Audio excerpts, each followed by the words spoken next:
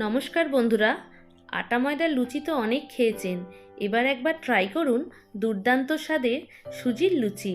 এই সুজির লুচি একবার যাকে বানিয়ে খাওয়াবেন সে বারবার খেতে চাইবে।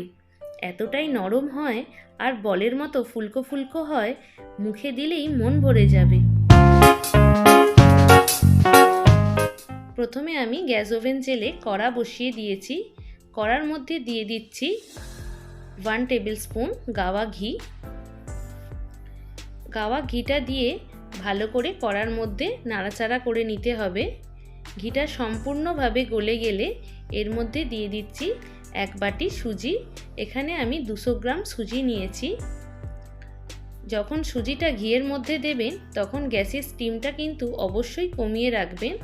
এবার একটা স্প্যাচুলার সাহায্যে আমি ঘিয়ের সাথে সুজিটাকে পুরো ফ্রাই করে নিচ্ছি।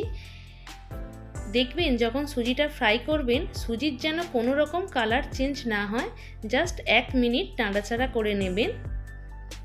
এবার এর মধ্যে আমি 1 বাটি জল দিয়ে দিচ্ছি। এবার এর মধ্যে আমি অ্যাড করব স্বাদ মতো নুন,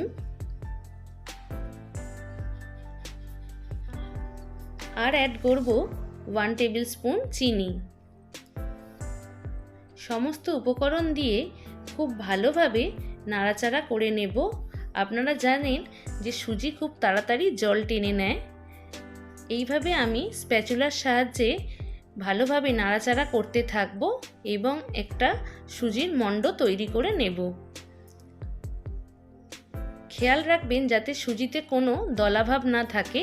যদি দলাভাব থাকে তাহলে স্প্যাচুলার সাহায্যে সেই দলাভাবগুলোকে গলিয়ে দিতে হবে।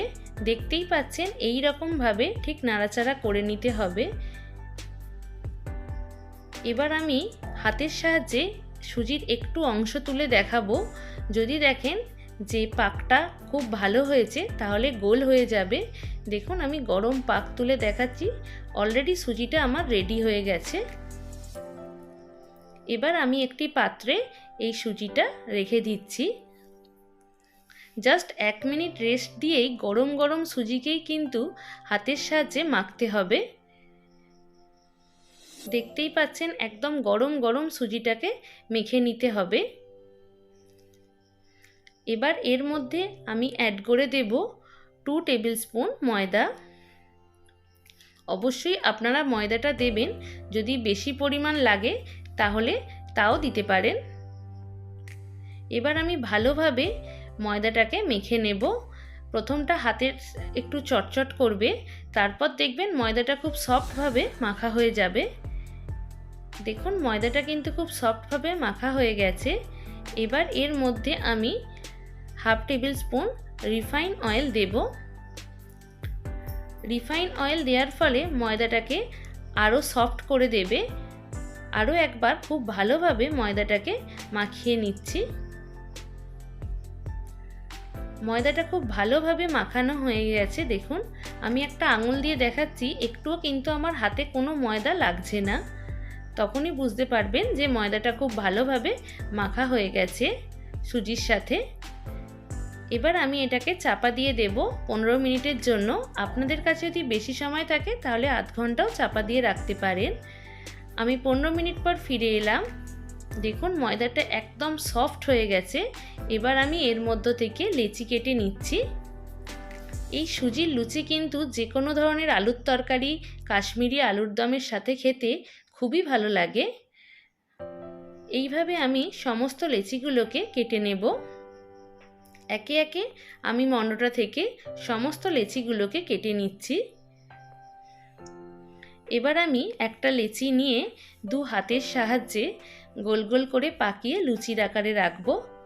দেখতেই পাচ্ছেন এই রকমভাবে পাকিয়ে রাখতে হবে। সমস্ত লেচি আমার পাকানো কমপ্লিট হয়ে গেছে। এবার আমি লুচিটা বেলে নেব। তার জন্য একটা লেচি নিয়ে রিফাইন অয়েলে একটু দিয়ে বেলে নিচ্ছি। আলতো হাতে কিন্তু বেলতে হবে, খুবই সফট হওয়ার জন্য লুচিটাকে। দেখুন থিকনেস কিন্তু এই রকম হবে, পাতলা টাইপের, খুব পাতলা একদম করব না, তারই মধ্যে একটু মোটা করব।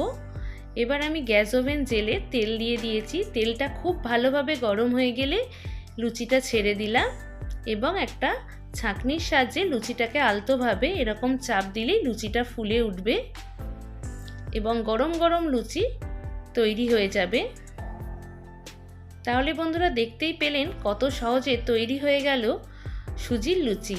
আপনারা বাড়িতে অবশ্যই ট্রাই করবেন। ভালো লাগলে লাইক, কমেন্ট, শেয়ার এবং সাবস্ক্রাইব করবেন। পাশে থাকা বেল নোটিফিকেশান অবশ্যই অন করবেন, যাতে আমার চ্যানেলের সমস্ত কিছু রান্নার আপডেট সর্বপ্রথম আপনার কাছে পৌঁছে যায়। ভিডিওটা কেমন লাগলো তা কমেন্টস করে জানাবেন। ভিডিওটা দেখার জন্য অসংখ্য ধন্যবাদ।